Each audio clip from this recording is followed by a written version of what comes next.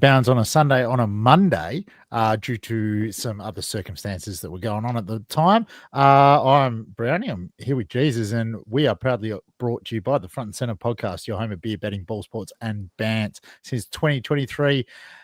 Novak, how are you? I'm not too bad. Probably better than I was when we were going to do it yesterday, but I was still in good spirits. Good. Watched I'd say an average football game, but Yep. it was good to be back at live footy. Yeah. Not good if you're a Fremantle supporter, but we'll get to that eventually. Hey, it's good now. I can finally feel how you feel. It's good to be on the winners list as well. We'll get to that as well. It definitely is. Great to, hey, you said there's a chance, and you did tell us there was a chance, and there was, and well done. Always a chance. You did say they're probably going to lose by 40 points, but hey, there's still a chance. Always, yes. We'll get straight into it. I've actually, as you can see there on the agenda, it does have every team this week, every game this week. So that's a bonus. For listeners and watchers, I'm on the phone instead of the laptop, and that print is very small for me, but I will, now I'm very close. It says, all right. We're going to start with the Thursday night Blues. We briefly talked about that in the podcast, so we can fly through it.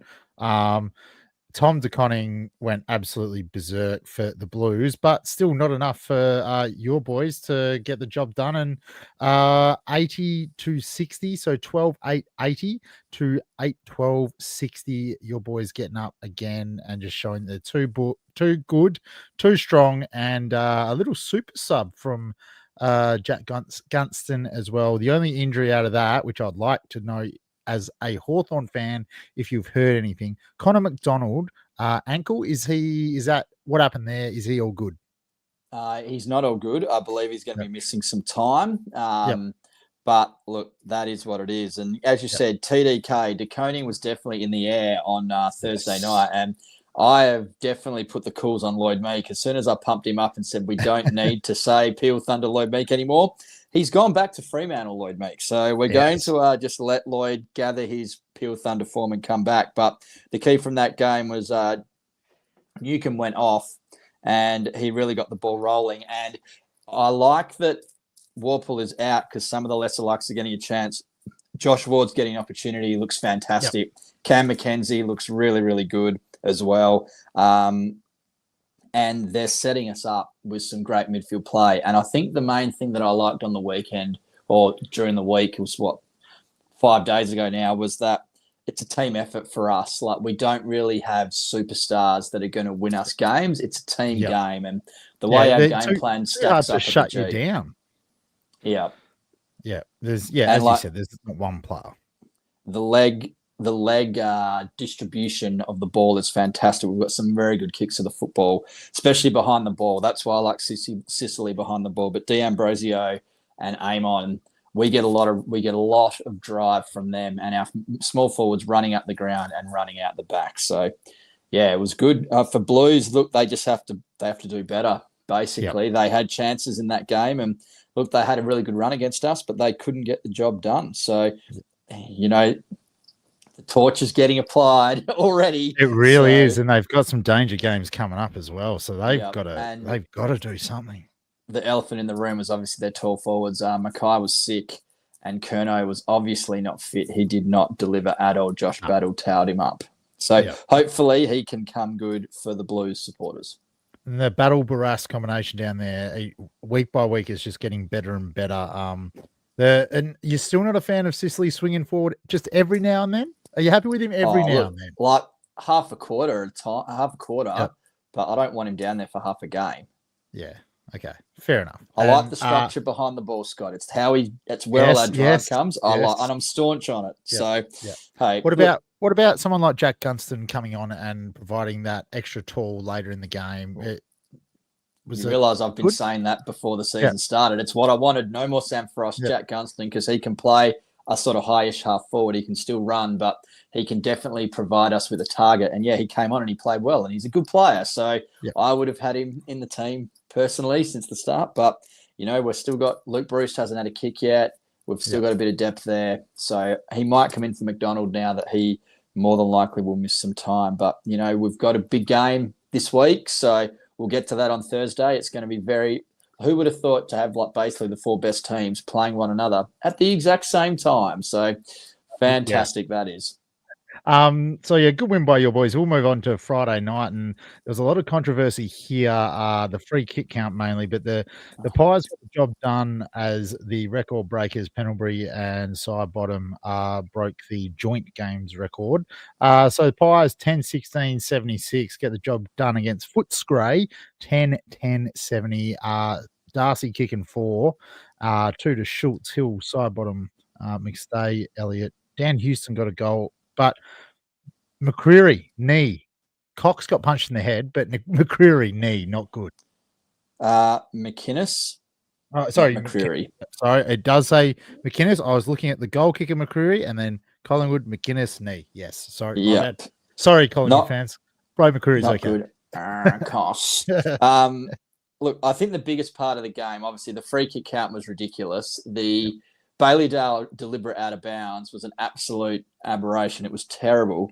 And there were just free kicks that were blatant, that were just not paid for both teams. And it changed the game. Like Nick Dacos obviously had a very, very good game, but so did Tom Liberatore. So did Libba. And I think there's your issue there, is because they're not running deep in the mids, they couldn't go Libba. You've got to go to Dacos for like 20, just give him some pain. They went head-to-head, and it didn't go great for them in the end. But I think Lockie Schultz has definitely lifted. He took a fantastic mark when the ball got centred, very recklessly, mind you, and he took a 2-on-1 contested mark that sort of held them to win the game. But look, I think the thing, if you're a Dogs supporter, Bevo was at his Bevo items again. He had Riley Sanders playing out of the square. I'm not sure that is the correct option. Fraser's playing very, very well in the midfield. Ed Richards is playing very, very good. But it's the bottom few players that just can't quite deliver for them. Riley West wasn't doing much. Dolan, Bramble, like even Norton, like, we both agree he's not a centre-half forward, but he's not delivering. So he's not the only forward not delivering at the moment, but we'll get to that later. But I just think the bottom part of the Dogs list is just holding them back. And obviously we found out today Treloar had a setback with his calf as well, so he's out for another 6 weeks. So that does not help. But the reinforcements are coming, and as I said to you earlier, they just need to hold on. Bankston wins. That was a really important game for them. So Bankston wins by the time the Cavalry come, so they can try and get themselves into the finals. What your thoughts on that game? Did you think the umpiring was bleedingly obvious that they've missed some? I mean, the bleedingly obvious one that comes to mind was the Dacos just collapsing, I guess, out of bounds. The raised arm. Yeah, but the Dacos one was after they'd paid the Bailey-Dale one, where he literally didn't even – he had a play at the ball and it bounced off him, and they paid insufficient attempt. It's like he was literally attempting to get the ball. So – yeah, crazy. Yeah, not good. But yeah, I do you know what? I'm starting to get very nervous about my call on the Dogs. But a team did try to help you out. Yes, I had to stick fat with them. But a team that we both did like on the rise, they came to the MCG and they just spanked the Bombers quite easily. I mean, Zach Merritt put up a fight for the Bombers, I guess, with 4 goals. I think he got 35, did he, or something? Yeah, something very good. Yeah, but Ben Keys with 4 as well and 22. Rochelle with 4, Fogarty with 3, Tilthorpe with 3, Neil Bullen 2, Rankin 2, Saligo 2. Man, they're everywhere. They just looked strong. They looked tough. I think who was it? Dawson got I think another 36 touches or something. It's actually running down the bottom of the screen, so it'll probably come up. He is dominating. Yeah, but they look good, and they just look really strong. Well, I think the key is that we said the Bombers might struggle to kick a score. They actually did. They got 100 points. So that's like, you kick 100 points, you're normally right in the mix to win the game.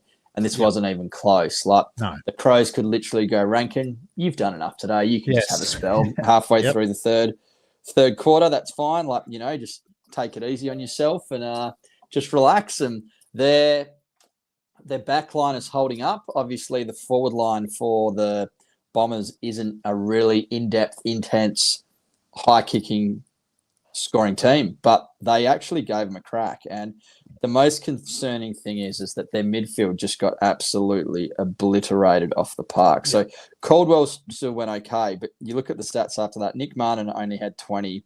Satsis with his broken finger got 25. But did he have much impact on the game? No, he didn't.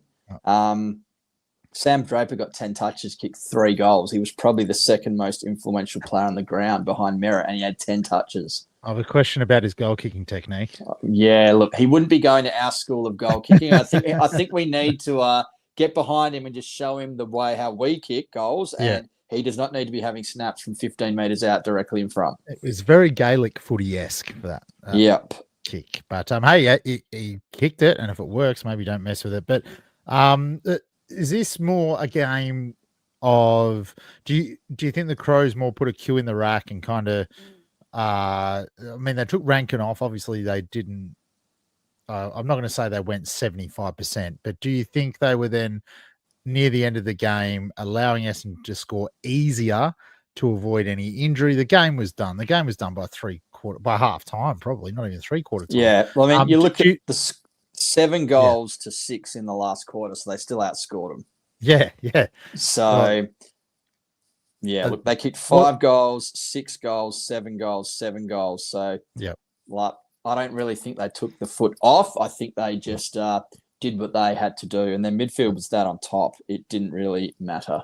Say more about the Bombers or more about how strong the Crows might be this year? I think it says a bit more of both, because the Crows, again, are beating teams they should be beating. We need to give them a challenge. Like, it's the same thing I've been saying about Hawks. We've got a challenge this week. When you look at the Bombers, they've got a real challenge. They've got Port on a 5-day break. They're playing Thursday. Yeah. And it's at Marvel. That's an interesting game. Yes, 100%. That's the tick. That gives them some hope, because Port, obviously, we're going to get to in a second. Probably speaking of Port right now, I think. Yeah, let's move on to Port. Enough of that game. Again, another emphatic victory not for Port Adelaide, but just on a Saturday. 21 goals, 14, 140 to 9 goals, 14, 68. They got the job done. And was it Rosie with 39 as well? So this is the one that took the foot off. Yeah, an injury to Lukosius, a cracked kneecap or something? Is that what it was? And that happened early. That could take some while to recover. But it was 19 goals, 13 at 3/4 time. So they definitely put the cue in the rack, because Richmond outscored them in the last quarter. But you look at these players for Port Power, and they had all their run behind the ball. Burgoyne, Farrell, Evans, all racked it up. 32 for Burgoyne, 31 for Farrell, 24 for Evans. And between them, they kicked 4 goals.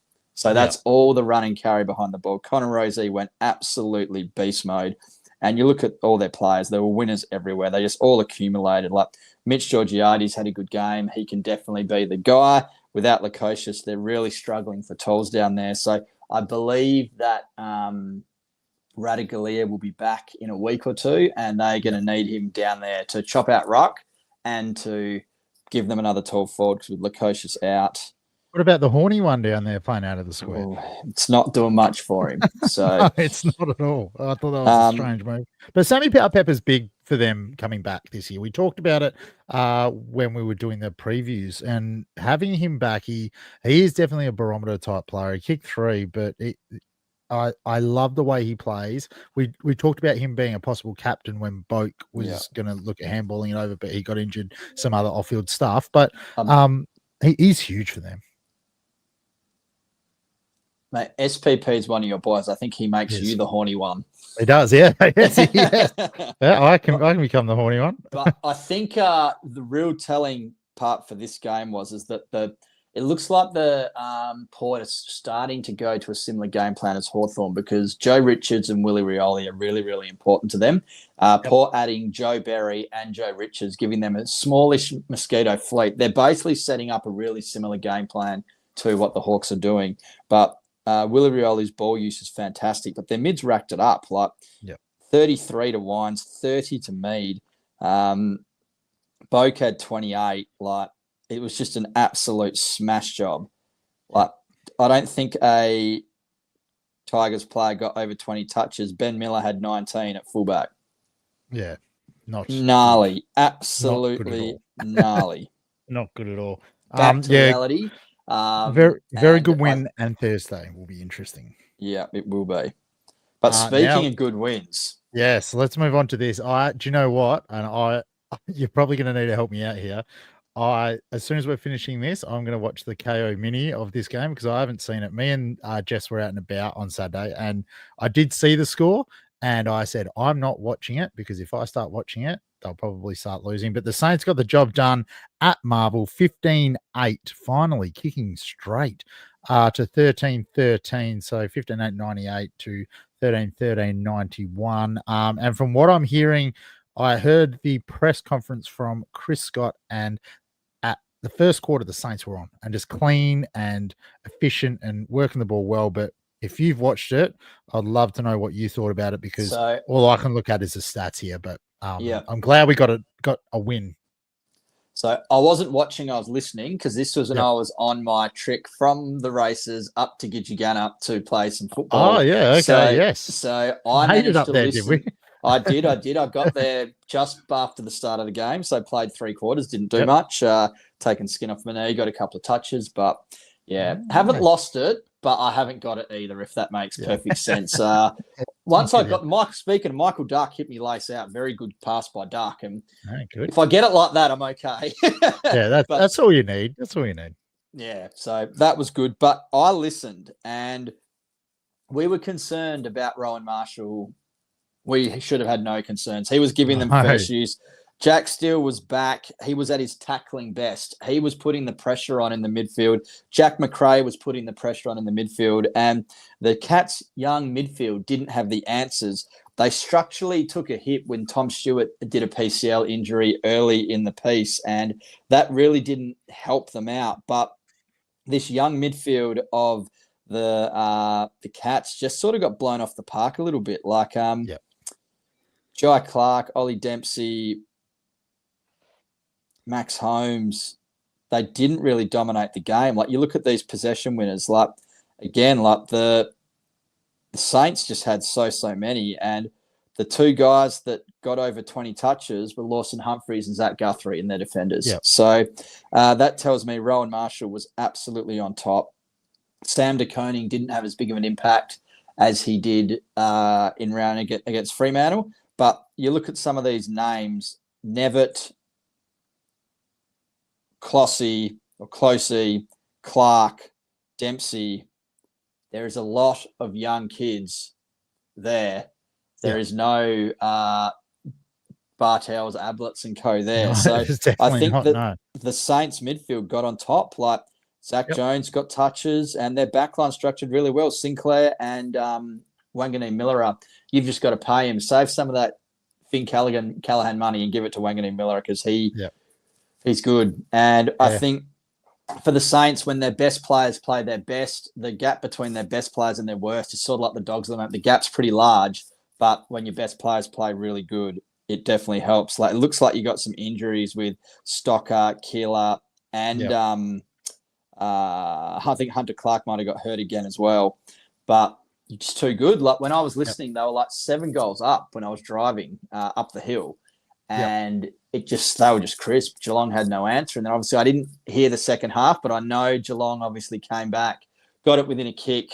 Wanganeen Miller had toe poked the ball, and if he didn't, and the Geelong player toe poked the ball, it might have been a different story. But I'm not sure if you saw that. I saw that little highlight.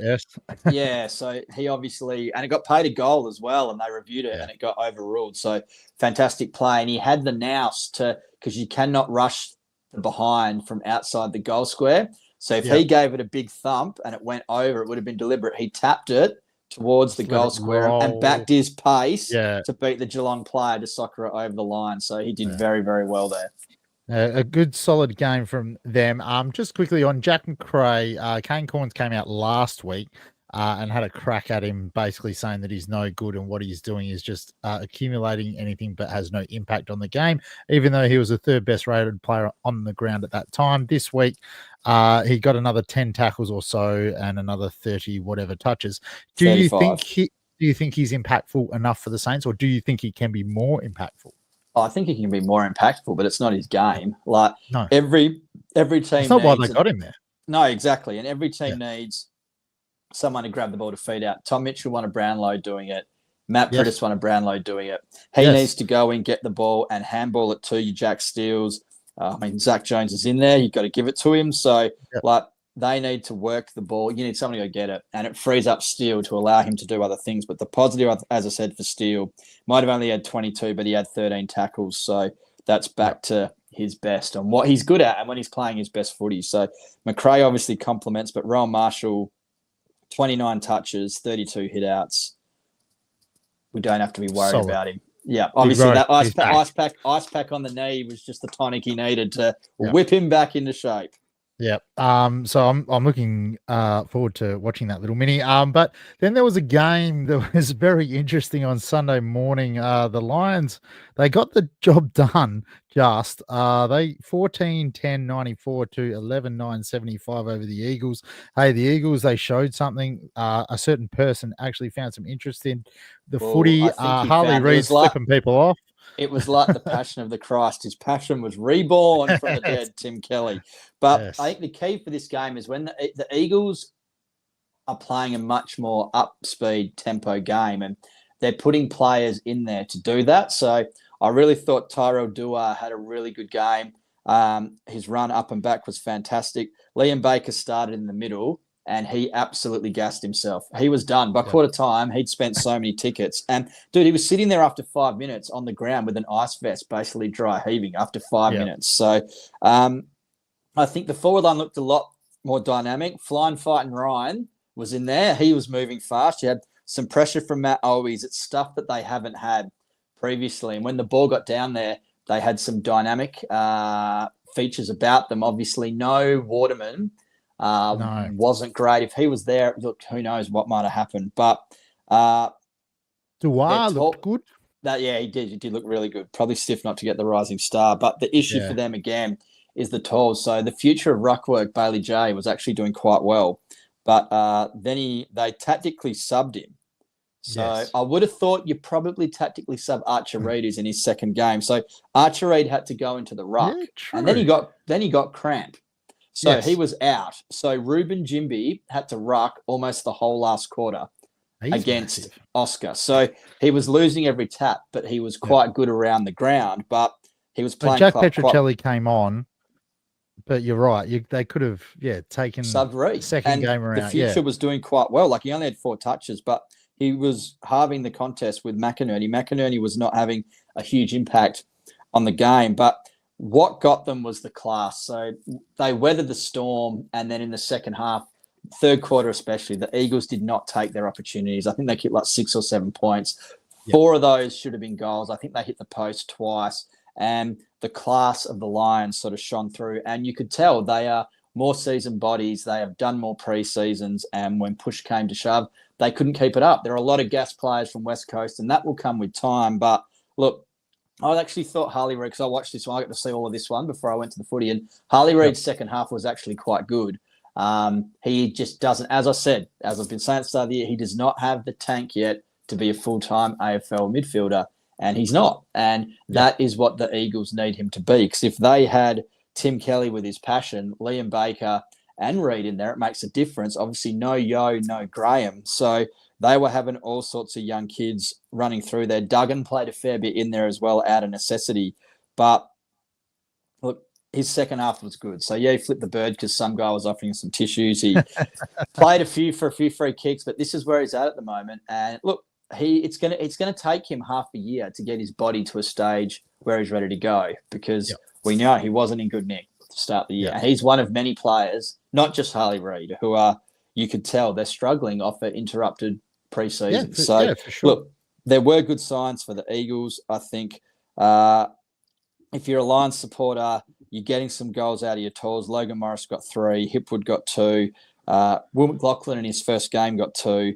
But I think the troubling thing for Eagles is, again, I don't know how they're going to kick scores.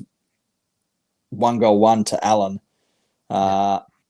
Flying Fighting Ryan did the damage. 3 goals, 1. So, but look, if you're an Eagles Lockie supporter, Neal back as well, 35 touches well, and a we goal. always knew he was going to be. Yes, I did nothing to worry about. that. Yeah. Yeah. But look, Dane Zorko sets them up really good behind the ball. And if I'm playing Brisbane, I'm giving him, don't worry about Neil, let him accumulate. Zorko is their driver from behind the ball. His 1-2s is kicking. I'm putting someone into him and making tough life for him because he is their talisman. When he's going, he's like a juiced up good version of Adam Sard because that's what the Blues need out of Adam Sard, which they're not getting. Dane Zorko as well, just letting the boys know at either quarter time or half time. Yeah, just let him know it wasn't good enough. Yeah, he was having a bit of a crack at Dunkley. I think he wasn't doing the two-way running that he expected. So, yep, he did. They got the job done. But as an Eagles fan, you've got to be happy with that, right? You've got to be happy with that effort. You got to. That's a big tick. If I'm an Eagles supporter, I'm happy but disappointed because they should have won that game. Yeah, fair enough. But I mean, they showed some heart. That's what you want to see after a big loss last week. Yeah. They showed some heart. Yeah, that's good. Indeed. Speaking of showing some heart, we move on to. I precursored this a little bit. Like I was really confident. I said I watched that Kangaroos Dogs game, and I said they're not that far off. And look, I missed a fair chunk of this game because I was in transition, but I did get to see most of the second half. And Clarko's got them up and about, and their small forwards are contributing. So Darling's a good in for them. Last quarter was incredible. Yep, but the engine room with Caleb behind the ball and the engine room of Powell, Sheasel, Simpkin, Davies, Uniac, Luke Parker, really, really good. And like 5 goals between Darling and, Souvlaki, but 4 from Zerha, 3 from Curtis. He looks really good, Curtis, from the 2 games I've watched so far. And, Tristan Cherry took Max Gawn to task, so there's going to be some talk about Max Gawn on Thursday when coaches say stupid things. So yes. But if you're a Melbourne supporter, you're going to be flat. Like I said, kicking scores is going to be the problem. Like Van Rooyen is not the guy. Bleeding obvious, isn't it? Yeah. And Petrarca is playing out of the square as well. Bailey Frisch is well past his best. Disco Turner's not quite there either. So who is going to kick their goals for them? They lost another tall in Matthew Jefferson with a hand injury as well, so that didn't really help them. But not that he was going to be the game changer, but just another tall down there. Yeah, you're right. Like you do look at Van Rooyen, and you are. He's not the guy. You do have to, you have to think not very much so, but. A certain person kicked a few goals on the weekend over here, which we'll talk about, I'm sure, on Thursday. Yeah, my guy, your guy, our guy. Yep. Oh, baby. He could be handy.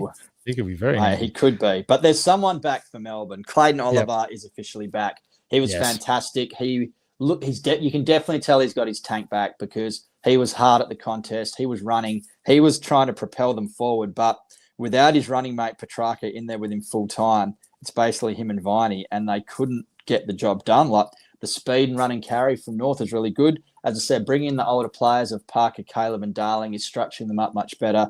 Caleb is very good ball in hand, something the Dogs could really use right now. But their young midfield is lifting. Tom Powell's going fantastic. Sheasel is flying. And Tristan Cherry's giving him first use of the ball. So I said, watching North those 2 first game, I think the first half of the year will be good for them. It's whether the young bodies can hold on. But if you're a North supporter, that is a very good win.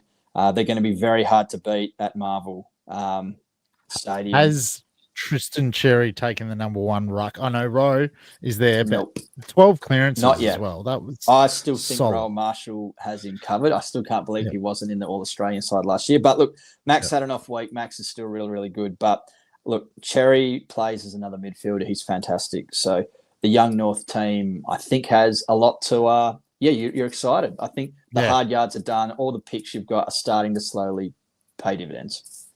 Now to the game that you were at on Sunday, and it's Freo Heave. I should have said Freo Heave. Whoa, Freo Heave. Whoa. So that's not good. Not good. Yeah. So look, I did like the setup they went with Jackson in the ruck and Voss in the forward line. If Voss could have kicked straight, the game could have been put to bed pretty early. He was actually playing quite well. His leading was strong. Kicked 1 goal, 3 and 2 out in full. So that is not good. But Luke Jackson was giving them first use of the ball. But in the first half, it was the Swans of old because Jake Lloyd had it on an absolute string. He was everywhere. He was absolutely dominating. And Lloyd, Blakey, and Roberts were giving them a lot of run behind the ball. But Fremantle were on top. So their forward line was functioning very good. Dick Tracy looked fantastic. So he is a really big key for them. He's a bit of a talisman for them. But I think the issues for Fremantle is they're playing these young kids in the midfield and they are not up to it. Neil Erasmus is not up to it. Johnson, he's still not quite there yet. But you look at the possession getters for Fremantle, it's just grim. Jaeger O'Meara is probably their best midfield at the moment. So Caleb Sarong did get the tag from Jordan as we precursored, but Brayshaw's below his best. Like the best mids at the moment are O'Driscoll and O'Meara, which is not good for Fremantle. So that's not good for our fantasy team either. But look, I think the big key was that the Swans stuck fat.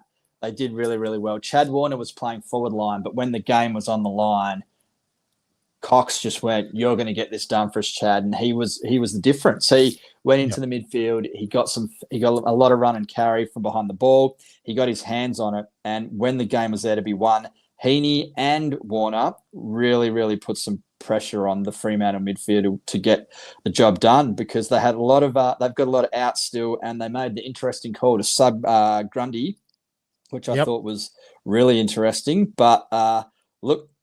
Dean Cox knows what he's doing, and he got a win. And I think if you watched the game and you saw the Warner brothers, the way they reacted when they won the game, and you saw the celebrations with Dean Cox after the game, fair to say, if you're Fremantle or West Coast, Chad Warner is going to be re-signing for 2 more years to stay at Sydney, and he will then come for much, much more money to either player, either team. Yeah. But he was there, he won him the game. So, a lot of kicks, and his kicks really are the key. But for Fremantle, it was horrendous ball use.